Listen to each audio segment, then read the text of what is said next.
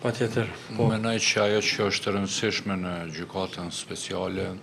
na duhet të shohim se aty është u gjyku emblema apo projekcioni më i suksesshëm i kombit shqiptar dhe uroj të mos ketë padrejtësi, uroj që ata të lirohen sa më shpejt, sepse është vërtet një ofendim ndaj kombit ton në përgjithësi dhe kjo tregohet edhe një herë se është duke u pagu ende çmimi i lirisë dhe i shtetit Kosovës. Dhe kjo duhet jetë një lloj reflektimi për leadershipet aktuale në Kosovë, që shteti i Kosovës dhe liria e Kosovës është ardhur me një çmim shumë të madh. Dhe kjo është që urojmë vërtet të ndalen këtu